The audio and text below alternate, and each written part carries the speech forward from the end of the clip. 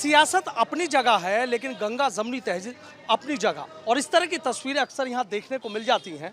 शहर जामा मस्जिद के बाहर आप देखिए कि सपा विधायक अतुल प्रधान हैं और यहाँ अलविदा जुमे की नमाज हुई तो यहाँ अकीदतमंदों को मुबारकबाद देने के लिए पहुँच गए और यहाँ उन लोगों से बाकायदा मुलाकात भी की और ये भी कहा कि हर वक्त वो हमेशा आपके साथ हैं, बस उन्हें एक बार आप याद कीजिए।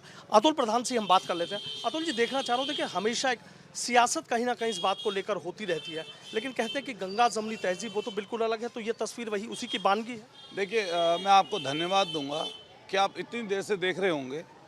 लोग बड़ी शिद्दत से नमाज पढ़े और जुम्मा अलविदा आज था। लोगों ने प्यार से, भाईचारे से इसको मनाया। अभी जो नमाज अदा हुई है, कल ईद है। हम सब लोगों को सब जगह जाकर कोशिश करनी चाहिए कि कुछ बेहतर कर सकें। मैं सरदे से विधायक हूँ और पिछले 15 साल से कोशिश करता हूँ, कभी ईद का मौका हो तो हमेशा वहाँ पर पूछा जाए। मैं हमेशा पूछता हूँ और कोशिश करता हूँ, और ये भाईचारा कैसे कायम रहे उसके लिए हम लोग लगातार कोशिश करते हैं। इंसानियत जिंदा रहेगी तो हम लोग जिंदा रहेंगे।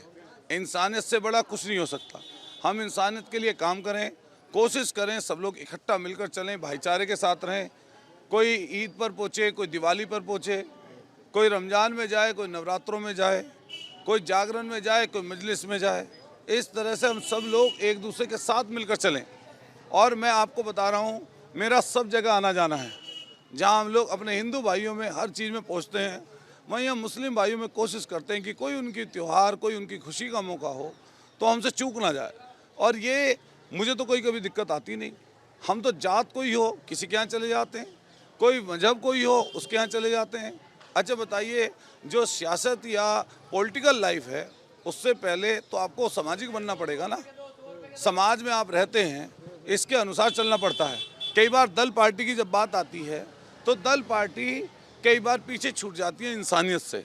हम लोग इंसानियत के लिए काम ज़्यादा करें और कोशिश करें कि उसी के माध्यम से अपना राजनीतिक दिशा और दशा हम लोग तय करें। आप यहाँ पर आए हैं, क्या संदेश दिया आपने?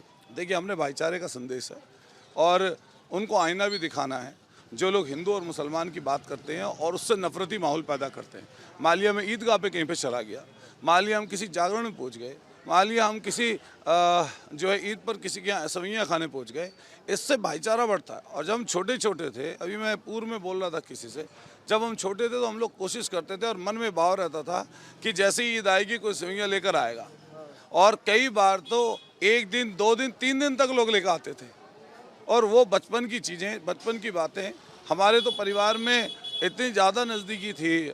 हमारे एक परिवार था, मुस्लिम परिवार गाँव में, कि उनकी बेटी हमारे घर पर रहती थी, उनका परिवार हमारे घर पर रहता था। तो जो बेटी रहती थी तो हम लोग इकट्ठे पढ़े जब बचपन में, तो जब रोजे खुलते थे सुबह के समय उसकी तैयारी होती थी, तो हम लोग भी सुबह 4 बजे उठकर देखते थे कि वो कुछ बना रही है तो सबसे पहले हमें खाने के लिए देती थी। तो ये भाव है। आप सब लोगों को मिलकर हम लोगों को काम करना चाहिए और कोशिश करनी चाहिए कि जो माहौल नफरत का बना है, भय का बना है, वातावरण जो इस तरह का है, इसको समाप्त किया जाए। मैं आपके माध्यम से आपको धन्यवाद देना चाहता हूं कि आप इसको कवर करने के लिए यहाँ पर आए। और सारे मैसेज हमारा सिर्फ इसी चीज़ का है कि इंसानियत को ज़िंदा रखा जाए। ये ऐसी जगह है जहाँ पर हर दिन कुछ ना कुछ ऐसी चीज़ें चलती रहती हैं। अखबारों में हम पढ़ते हैं, टीवी पर हम पढ़ते हैं कि कई नेताओं के भाषण जो हैं वो जहरीले, मजहबी बातें बोल कर चीज़ें सियासत करते हैं। अरे हमें भी लोगों ने एमएलए बना दिया। जो मजहबी बात बोलता था, जो व्यक्ति जिसकी हर बात पर हिंदू और मुसलमान की बात रहती थी, जिसने समझ लो दंगे में महत्वपूर्ण भूमिका निभाई हो, ऐसे व्यक्ति को जनता, सरदने की जनता ने एमएलए पद से हटा दिया। तो अगर लोग उसी हिसाब की सियासत को सोचा करते तो उसको क्यों हराते?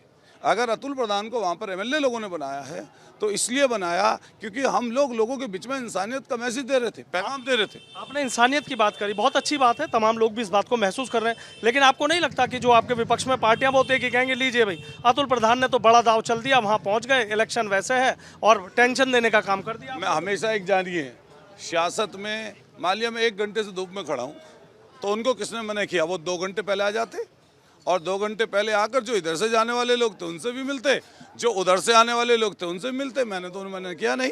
और रही बात इस चीज़ की कि भाई मैं कितना करता हूँ, जो ज़्यादा कर लेगा वो थोड़ा और ज़्यादा पालेगा। लेकिन डर कर अगर घर में बैठ जाएंगे, अगर डरेंगे इस बात से कि मैं कहाँ पे जाऊँ कहाँ पे ना जाऊँ, तो उनका हक कैसे बनेगा? या तो डर जाओ या अपना कारोबार बचा लो।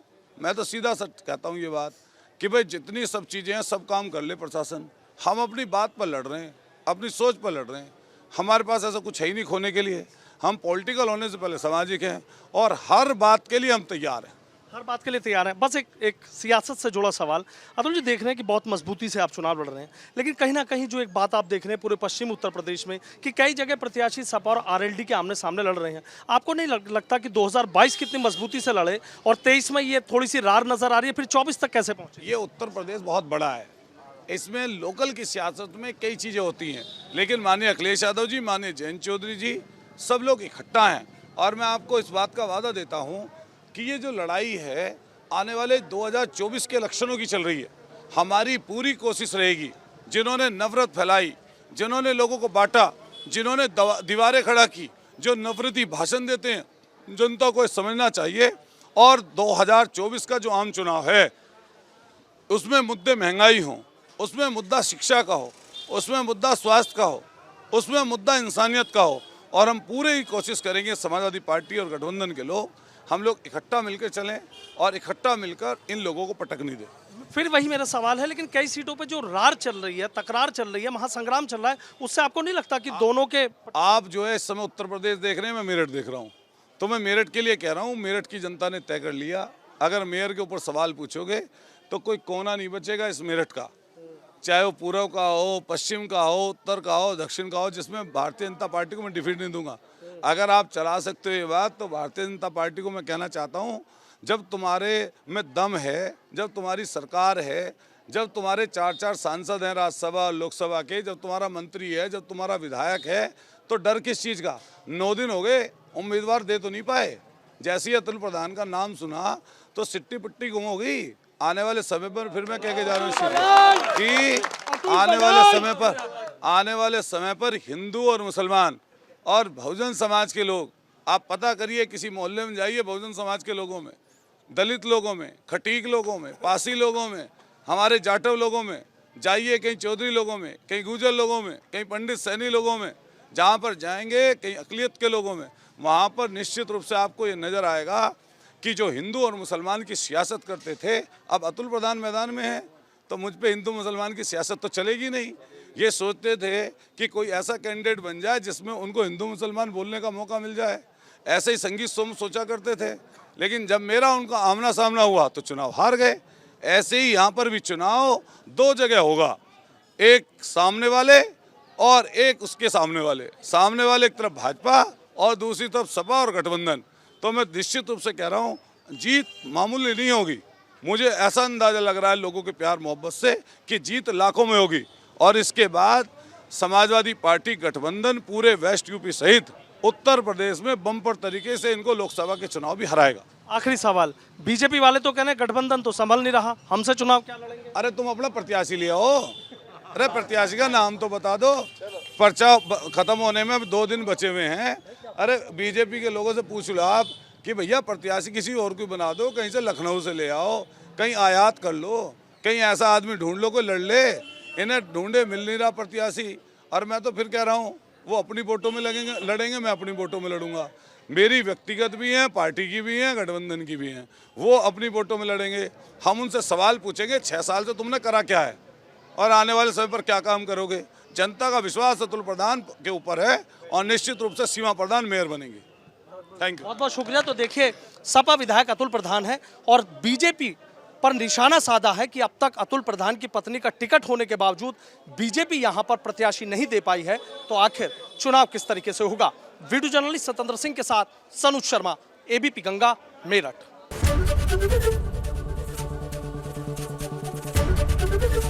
एबीपी गंगा, खबर आपकी, जुबान आपकी।